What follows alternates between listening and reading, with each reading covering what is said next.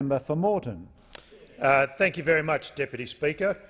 And I go on the record in this, my address in reply, and congratulate you on your elevation. I have had nothing but good dealings with you over the years, and I somehow wish the elevation had been a little higher, but I do congratulate you. And I sincerely thank the people of Moreton for re-electing me the member for Moreton, which is obviously the best place in Australia to live. The 8-week election campaign was long and arduous, and I'm privileged and humbled to have been re-elected as your representative. I thank the people of Moreton for their support and trust shown in the recent election for the 4th time. The people of Moreton are a straight-talking lot who can see through spin and, thankfully, also saw through a very dirty, grubby smear campaign as well. The issues my constituents care about are many and varied, but the one thing that unites us all is fairness.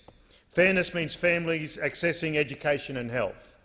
Fairness in the workplace, be it equality of opportunity or safe conditions of employment, and fairness for the disadvantaged, the vulnerable and the voiceless.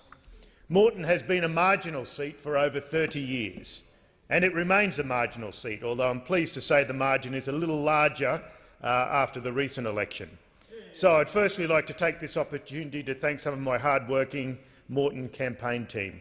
Firstly, and most importantly, my magnificent campaign director, Julianne Campbell, and then the meticulous Lewis Lee, Trent McTiernan, Anna Carey, Scarlett Squire, Annie Sun, John Prescott, Graham Lamarchia, Demir Amatovic, Ken Boyne, Edwina Crowther, Frank Carroll, Robert Horn, Helen Bray, Richard Huang, Anna Marie Newton, to name just a few of the many, many campaign workers who turned out to help either on election day or for weeks and months, in fact years before.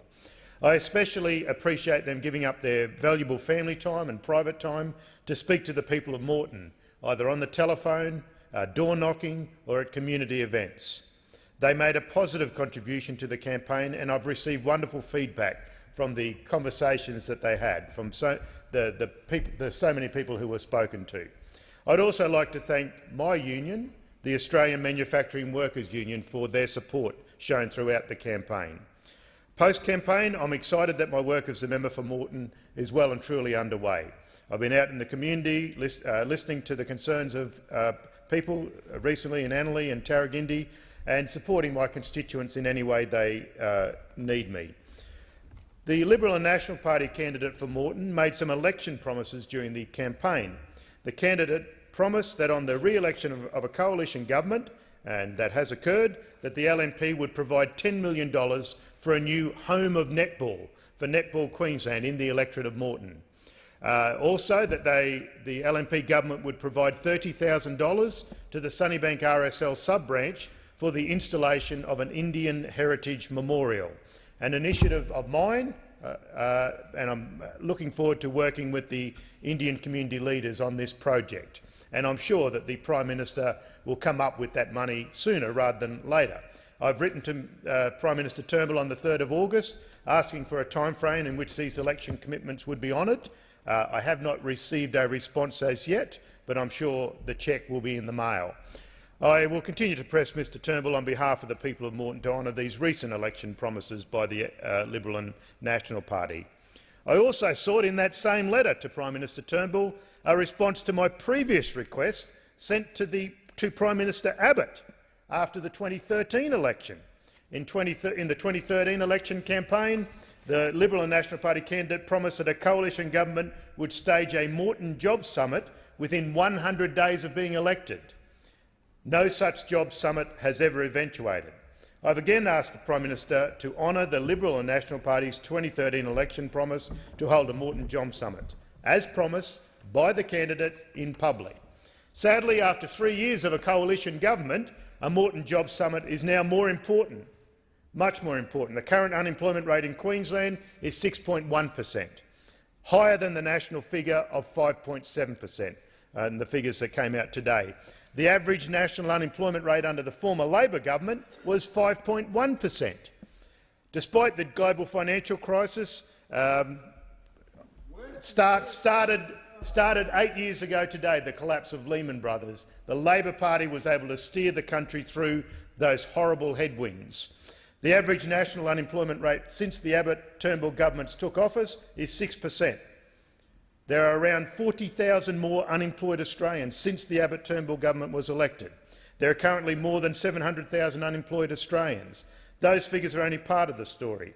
Since December 2015, there have been around 64,500 full-time job losses. The Abbott-Turnbull government announced a very modest target of actually creating 1 million jobs over 5 years. In order to honour that promise, the people of Australia, the Abbott-Turnbull government should have created nearly 600,000 jobs to date. They're well behind their own very modest goal. Instead of the rhetoric, instead of the slogans, instead of the empty promises, Mr Turnbull firstly needs to honour the Coalition's promises that are outstanding to the people of Moreton. I understand that Prime Minister Turnbull has his work cut out at the moment, just trying to keep his government together. I think I would rather muster cats than try to get the member for Warringah, Senator Abetz, Senator Bernardi, the member for Dawson comes in on cue. I'd rather try and muster them. Than trying to get them all together. But nevertheless, the Prime Minister is out front as the leader, and he needs to show leadership both to his government, his party room, and to the Australian people by delivering on what he has promised. We saw last time we were here on a Thursday afternoon that he couldn't even keep them in the building, Speaker. Something that hasn't occurred since the early 1960s. Unbelievable. I would also hope that the Prime Minister Turnbull can show some mettle and control that much the same motley crew I just mentioned when it comes to because many of them are calling for changes to Section 18C of the Racial Discrimination Act. This is an issue that is important to Moreton's multicultural community. Section 18C prevents hate speech and prevents racist abuse. It's really just enshrining good manners, Speaker. That's all it is. It's enshrining good manners. And that's what it's not, and it's been in place for 20 years. So why do these members of the Coalition and national parties, the Liberal and National parties, want to change it? What does the member for Dawson want to say that he can't say now?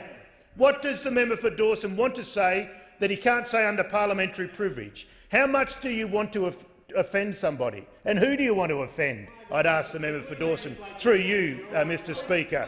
Unfortunately, there are many voices at the moment shouting out intolerance and getting an abundance of media attention. Sadly, some of those voices from Queensland in the Senate recently.